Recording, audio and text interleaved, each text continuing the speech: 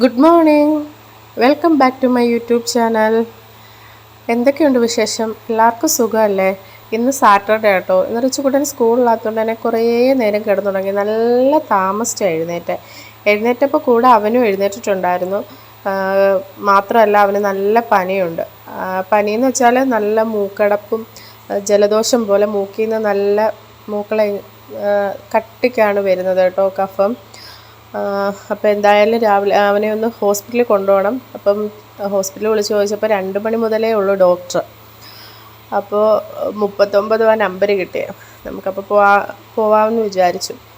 അപ്പോൾ രാവിലെ ഞാൻ കടല വെള്ളത്തിൽ ഇട്ടിട്ടുണ്ടായിരുന്നേ. കടലക്കറിയും പുട്ടും ആക്കാമെന്ന് ഓർത്തു. ഞാൻ പുട്ടുണ്ടാക്കുന്നത് എപ്പോഴും ഇങ്ങനെ പുട്ടിൻ്റെ പൊടി എടുത്തിട്ട് അതിനകത്ത് ശകലം ഉപ്പും ഇട്ട് അത് കുറച്ച് വെള്ളം ഒഴിച്ച് കുതുക്കാൻ ഇങ്ങനെ വെച്ചേക്കുവേ.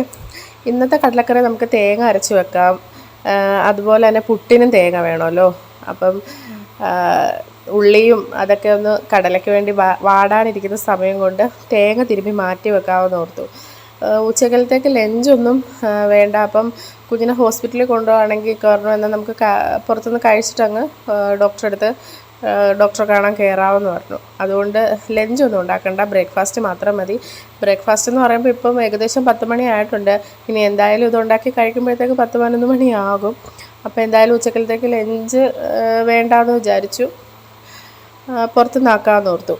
അങ്ങനെ കടലക്കറിയൊക്കെ സെറ്റാക്കണം കേട്ടോ. ഞാൻ ഉള്ളിയും തേങ്ങാക്കൊത്തും സവാളയും ചെറിയ ഉള്ളിയും തേങ്ങാക്കൊത്തും ഒക്കെ ഇട്ട് വാട്ടിയിട്ട് അതിനകത്തോട്ട് കടലയിട്ട് വേവിക്കും, ഉപ്പും ഇടും.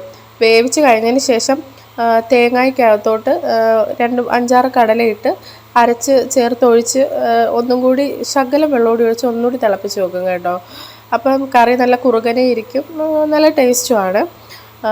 അത് കടലക്കറിയൊക്കെ സെറ്റാക്കി അതിൻ്റെ കൂടെ തന്നെ പുട്ടുമാക്കി ഞാൻ ആദ്യമേ കഴിക്കാമെന്ന് ഓർത്തു. ഒന്നിച്ച് കഴിക്കാനിരുന്നാൽ ഒരു കാര്യവും നടക്കത്തില്ല. ഞാൻ ആദ്യം കഴിച്ചിട്ട് കുഞ്ഞിവിടെ ഇല്ല, തൊട്ടപ്പുറത്തെ വീട്ടിൽ പോയേക്കും കേട്ടോ. രാവിലെ എഴുന്നേറ്റ പാടെ അങ്ങോട്ട് പോകണമെന്നും പറഞ്ഞ് കരച്ചിലായിരുന്നു. അപ്പം അങ്ങോട്ട് പോയി.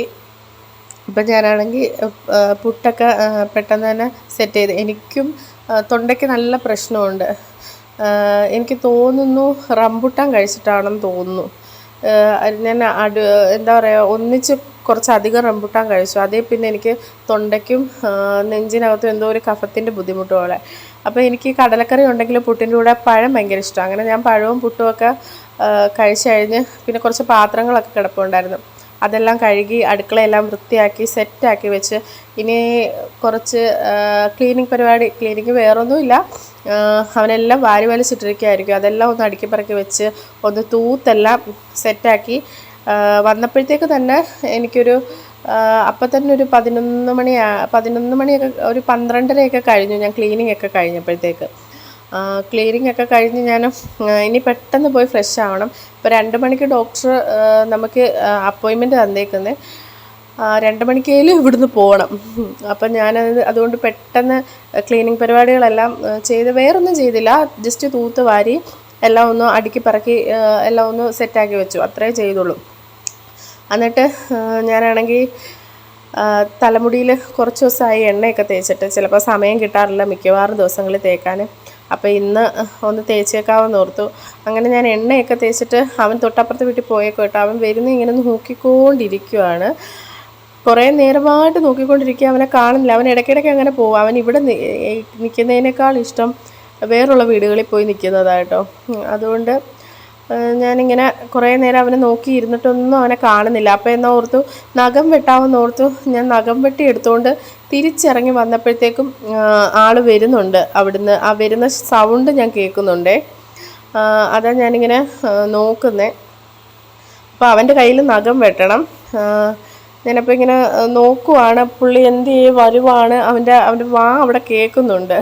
അതാണ് ഞാനിങ്ങനെ നോക്കിക്കൊണ്ടിരിക്കുന്നത്. അപ്പോഴത്തേക്കും അവൻ വന്നു കേട്ടോ. വന്നിട്ട് ഞാൻ പതുക്കെ പിടിച്ച് വെച്ച് ഓരോന്ന് പറഞ്ഞ് അവൻ്റെ കയ്യിൽ നഖം വെട്ടുമോ, നഖം വെട്ടാൻ ഇരുന്നിരത്തില്ല. പിന്നെ ഞാൻ നഖമൊക്കെ വെട്ടി കുളിച്ച് സെറ്റായിട്ട് ഒരുങ്ങി പോകാൻ വേണ്ടി ഇറങ്ങി ചെരുപ്പ് നോക്കിയപ്പം ചെരുപ്പ് പൊട്ടിയിരിക്കുന്നു. പിന്നെ ഞാൻ അവിടെ ഇരുന്ന് മറ്റേ പശയുണ്ടായിരുന്നു, അത് ചെരുപ്പൊട്ടിക്കുന്ന പശയുണ്ടല്ലോ, അത് എടുത്ത് വെച്ച് ഒട്ടിക്കുക. അപ്പോൾ അവൻ വന്ന് നോക്കിക്കൊണ്ടിരിക്കുക, എന്തോ അമ്മീന്നൊക്കെ ചോദിച്ചുകൊണ്ട്. അപ്പോൾ ഒട്ടിച്ചുകൊണ്ടിരുന്നപ്പോൾ തന്നെ ഇക്ക വന്നു കേട്ടോ. പിന്നെ പെട്ടെന്നെല്ലാം ചാടി ഇറങ്ങി വണ്ടിക്കകത്ത് കയറി. കാരണം ഡോക്ടറുടെ സമയം കഴിഞ്ഞ് കഴിഞ്ഞാൽ പിന്നെ 5 പേരെ വിളിച്ചതിന് ശേഷമേ പിന്നെ നമ്മളെ വിളിക്കത്തുള്ളൂ. അതുകൊണ്ട് നമുക്ക് പെട്ടെന്ന് പോകണം. പിന്നെ പോകുന്ന വഴിക്കൊക്കെ പറഞ്ഞാൽ എന്തായാലും ഇറങ്ങിയതല്ലേ, കഴിച്ചിട്ട് അങ്ങ് പോവാം. ഡോക്ടറെ കണ്ടാൽ താമസിച്ച് കഴിഞ്ഞാൽ പിന്നെ അത്രയും നേരം കുഞ്ഞും വിശന്നിരിക്കേണ്ട ഉണ്ടായതുകൊണ്ട് കഴിച്ചിട്ട് പോകാമെന്ന് ഓർത്തു. അങ്ങനെ കഴിക്കാൻ വേണ്ടി കയറി. ബിരിയാണി കേട്ടോ, ഞാൻ വലിയ ബിരിയാണി ലവറൊന്നുമല്ല. പിന്നെ ഇക്ക ബിരിയാണി കഴിച്ചതുകൊണ്ട് മതിയെന്ന് പറഞ്ഞുകൊണ്ട് പിന്നെ ഞാനും അതങ്ങ് മതിയെന്ന് ഓർത്തു. ഞാൻ ചിക്കൻ ബിരിയാണിയും ഒക്കെ ബീഫ് ബിരിയാണിയാണ് പറഞ്ഞത് കേട്ടോ. കുഴപ്പമില്ലായിരുന്നു, ഭയങ്കര വലിയ ബിരിയാണി എന്നൊന്നും പറയാനില്ല, കുഴപ്പമില്ല. കഴിച്ച് കഴിഞ്ഞ് അവിടെ ചെന്ന് ടോക്കൺ എടുക്കാൻ നിന്നപ്പോഴത്തേക്കും നല്ല ആൾ. പിന്നെ ഞാൻ റിച്ചുകൂട്ടനും കൂടി കുറേ നേരം അവിടെ ഇരുന്നു. ഒരുപാട് നേരം അവിടെ ഇരുന്നതിന് ശേഷമാണ് കേട്ടോ. അപ്പോൾ ഇക്ക ടോക്കൺ എടുക്കാൻ പോയേക്കുക. അപ്പോൾ കുറേ നേരം അവിടെ ഇരുന്നതിന് ശേഷം ടോക്കൺ കിട്ടി. ഡോക്ടറെ കണ്ടു കഴിഞ്ഞപ്പോൾ ഡോക്ടർ മൂക്കിൽ അടിക്കാനൊരു സ്പ്രേ പോലത്തെ ഒരു സാധനമുണ്ട്, അത് വാങ്ങിയിട്ട് വരാൻ പറഞ്ഞു. അതെങ്ങനെ അടിക്കേണ്ടതെന്ന് ഡോക്ടർ കാണിച്ചു തരാമെന്ന് പറഞ്ഞു. പിന്നെയും കുറേ സമയം അങ്ങനെ അവിടെ ഇരുന്നു. എന്നിട്ടാണ് ഞങ്ങൾ തിരിച്ച് ഇറങ്ങിയത് കേട്ടോ. ഇവന് മൂക്കിനകത്ത് ഇങ്ങനെ ദശ വരുന്ന ഒരു ബുദ്ധിമുട്ടുണ്ട്. അതുകൊണ്ടാണ് ഇത്രയും മൂക്കടപ്പും. അവന് നല്ല ശ്വാസമുട്ട് പോലെയുണ്ട്. ഓൾറെഡി 2 സൈസ് ഇൻഹേലർ അവന് അടിക്കാനുണ്ട്. അതിൻ്റെ കൂടാണ് ഇപ്പോൾ ഒരു സ്പ്രേ പോലത്തെ സാധനവും കൂടി അടിക്കാൻ തന്നേക്കുന്നത്. പിന്നെ കുറേ മരുന്നും കാര്യങ്ങളും എല്ലാം ഉണ്ട്. പിന്നെ നേരെ അവിടുന്ന് ഞങ്ങൾ ഇറങ്ങി തിരിച്ച് വരുന്ന വഴിക്ക് മീൻ വാങ്ങിക്കാൻ നോക്കി. അപ്പം ഞങ്ങൾ നിർത്തിയ മീൻകടയിൽ ഈ കുഞ്ഞയിലയും പിന്നെ വറ്റയുള്ളൂ. വറ്റ അല്ലെങ്കിലേ എനിക്കിഷ്ടമല്ലാത്ത മീനാണ് വറ്റ.